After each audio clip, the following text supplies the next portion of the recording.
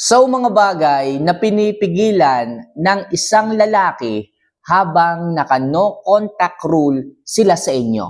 Yes mga kamamay, may mga bagay din silang pinipigilan sa kanilang sarili habang ginagawa nila yung paglayo, habang ginagawa nila yung pag-no contact rule. Sa mga hindi pa po nakakaalam kung ano ba yung no contact rule, ito po yung lubusan o tuluyan as in lahat na hindi po talaga kayo magpaparamdam sa isang lalaki. As in parang igogos nyo po sila.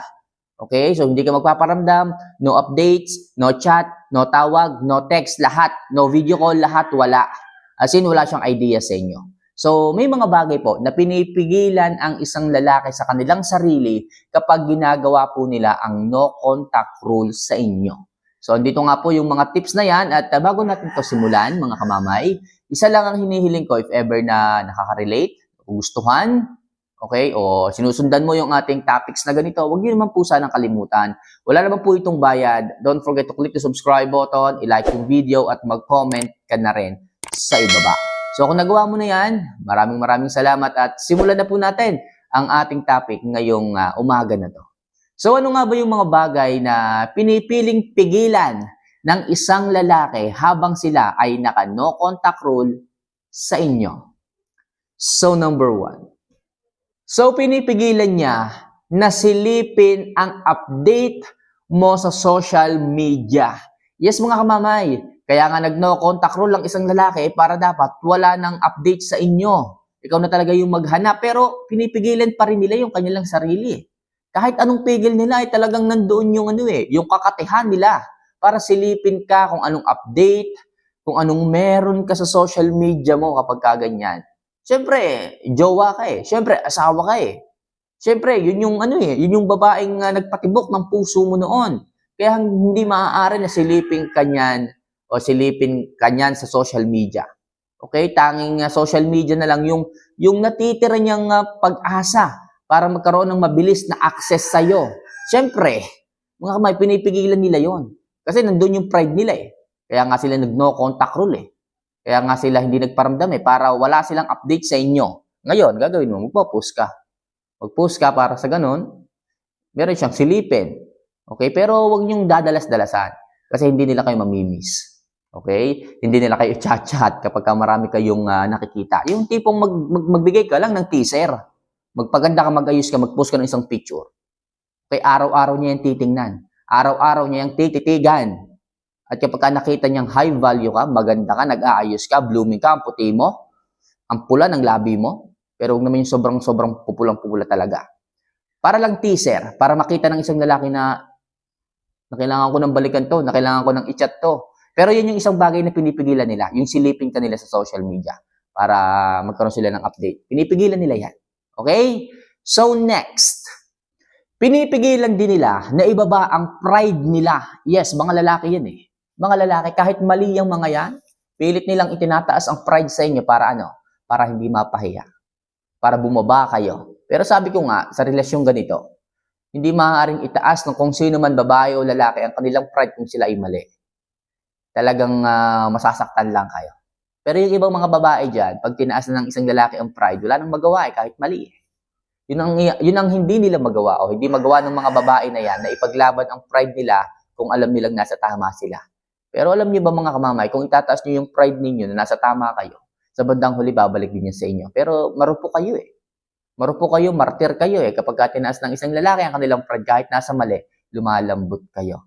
Pero sa isang banda mga kamamay, kapag naka-no contact rule ng isang lalaki, talagang pinipigilan nilang ibaba talaga ang pride nila sa inyo. Bakit? Baka kasi mawala ang respeto ninyo sa kanila. Bakit? Kasi magbababa sila eh. Magbababa sila ng pride. Pero para sa akin, yung mga kaisipan ng mga lalaking gano'n na baka pag binaba nila ang pride sa inyo at naka-no contact rule sila, mawawala yung respeto, para sa akin, hindi po. Dapat kung mali ka, ibaba mo talaga yung pride mo. Hindi mo kailangan dalhin sa kung saan-saan yan. Kailangan itaas mo pa? Hindi po. Mali po yun. Pero sa isang banda mga kamamaya, pinipigilan talaga nilang ibaba ang pride nila sa inyo. At ganyan ang mga lalaki. Okay? So next, pinipigilan din nila na hindi ka isipin. Hanggat maaari, ayoko nilang isipin kasi ang sakit ka sa ulo eh. Okay? Kasi ang tingin sa inyo, problema eh. Kaya nga sila nag-no contact rule eh. Tingin sa inyo problema, sakit sa ulo. Ayaw ko nilang kausapin kaya nag-no contact rule sila. So pinipigilan nilang isipin ka. Pero sabi ko nga, kung nasa maayos kang katwiran, talagang iisip-isipin ka niya. Iisip-isipin ka niya ng paulit-ulit, marirealize niya na tama ka. Kaya hanggat maaari mga kamamay, ilagay niyo sa tama ang pagtataas niyo ng pride. Okay? At hindi sa mali. Kasi sa katagalan talaga mga kamamay, kung nasa mali ang pagtataas niyo ng pride, may isip niyo yung isang tao. Mamimiss niyo yung isang tao. Kasi kasi tama yung babae eh. Tama yung isang tao eh. Kasi dapat pala hindi ko tinaas ang pride ko kahit mali. So, hindi kanya mapipigilang isipin. Hindi kanya may iwasang ilagay sa utak kapag kaganyan. Okay? Yan yung isang bagay na pinipigilan ng isang lalaki, ang isipin ka. At sabi ko nga, hindi mangyayaring makakalimutan ka ng isang lalaki kung maayos ka, kung high value ka, kung hindi ka toxic. Pero kung toxic ka, at ikaw pang may ganang magtaas ng pride na babae ka, alam mong mali, malamang sa malamang kakalimutan ka niyan. Bakit? Toxic ka eh. Wala ka namang ginawang mali. May pagtataas ka pa ng pride. Nag-iisip ka ba, girl? May isip yarn? Kaya mga kamamay ha, sinasabi ko po sa inyo. Mag-isip bago magtaas ng pride. Kung tama bang itaas ang pride sa tama, o hula-hula lang. Na kapag kagalit ka, yung emosyon mo tumataas, kahit mali, tinataas mo rin yung pride mo. Pero sa isang banda nga mga kamamay, okay? Pinipigilan po nila na isipin kayo kapag ka naka-no contact rule sila sa inyo. So next, pinipigilan din po nila na wag maghabol sa inyo. Yes mga kamamay, ganyan ang mga lalaki eh. Ganyan ang karamihan ng mga lalaki. Hindi ko alam kung bakit pero ayaw nilang maghabol sa isang lalaki, sa isang babae talaga. Okay? Ayaw nilang maghabol. Bakit? Kasi pag hindi po sila naghabol, tataas po ang value nila. Hahabulin po sila ng isang babae. Lalo na kung hulog na hulog ka na sa kanya. Lalo na kung talagang mahal na mahal mo na siya. Hindi po sila maghahabol. Kasi pag naghabol po sila naman po ang kawawa. Sila naman po ang luluha. Kasi magiging low value sila kapag kaganon. Okay? Kaya po talagang pinipigilan nilang maghabol hanggat maaari. Pinaparamdam nila sa inyo na willing kayong mag-isa o willing kayong iwanan ng lalaki para hindi po sila maghabol pagdating ng araw. Kaya hanggat maaari, pinipigilan po nila yan sa no contact rule. Yung habulin kayo, yung i-message kayo, yung tawagan kayo, yung maging mababa sila sa inyo. Para sa ganon, yung respeto nandun pa rin. Okay? Nandun pa rin sa kanila. Alright? So next, pinipigilan din po nila na hindi maunang kumontak sa inyo. Yes, mga kamamay, kasi kapag umuna sila ng contact, ibig sabihin, sila yung talo.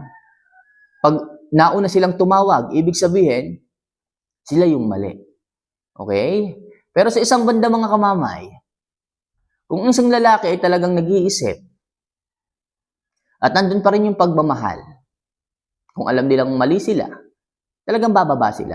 Una silang tatawag, una silang kokontak sa inyo. Dahil alam nilang mali sila eh. Ganyan po talaga ang isang totoong lalaking nagmamahal. May paninindigan, may bayag. Okay? Ika nga, may bayag. Yun yung mga lalaking ganyan. Kung alam nilang nagkamali, marunong silang tumanggap ng pagkakamali. Yan ang hinahanap ko sa mga kalalakihan. At syempre sa mga kababaihan din. Kung alam niyo nagkamali kayo, huwag niyo nang taas ang pride ninyo. Lalo lang magkakaribok eh. Lalo lang magkakagulo. Lalo lang bababa ang tingin sa inyo ng isang tao kapag kaganyan. Alam mong mali kayo, tataas mo pa ang pride mo? Ang babaw mo naman. Hindi ka nag-iisip. Diba? Nasa nang kokote mo niya kapag kaganyan. Ang may gana lang dapat, o ang may karapatan lang dapat na magtaas ng pride, yung nasa tama, hindi yung nasa mali. Kaya mga kamamay ha, sinasabi ko palagi sa inyo, pinipigilan ng isang lalaki ang hindi maunang kumontak sa inyo kapag ka naka no contact rule sila. So next, pinipigilan din po nila na umamin na sobrang namimiss ka na nila. Yes, mga kamamay, hanggat maaari ayaw nilang ibukang kanilang bibig eh. Ayaw nilang sabihin ito sa inyo eh, na sobrang namimiss na nila kayo. Talagang pipigilan at pipigilan nila para ikaw mismo yung makaramdam niyan. Kasi pag sinabi ng lalaki na namimiss na kita, tatalon sa tuwa ang isang babae. Okay? O kaya naman, alam mo yun, hindi sasabihin ng isang babae sa isang lalaki na namimiss na ng babae yung lalaki. Kasi sinabi na ng lalaki eh. Kaya hanggat maaari pinipigilan ng lalaki na sabihin yan na miss ka na niya na kailangan ka na niya, pinipigilan yan. Para sa isang banda, ikaw mismo yung mauna. Ikaw yung magsabi sa kanya na mas namimiss mo siya. Kaya hanggat maaari pinipigilan talaga yan ng isang lalaki na sabihin sa inyo. So yun lang mga kamamay, ang ilang mga bagay na kailangan nyo pong tandaan na kung sa tuwing ang isang lalaki ay magdo-no contact rule, yan po ang kanilang pinipigilan.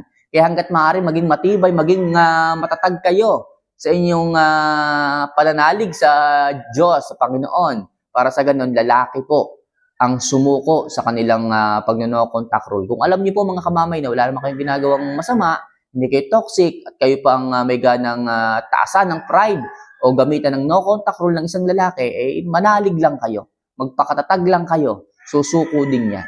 Kung alam nyo kung alam nyo nasa tama kayo, huwag kayong susuko, maging matapang, maging matigas, maging may paninindigan pagdating sa pagtitiis.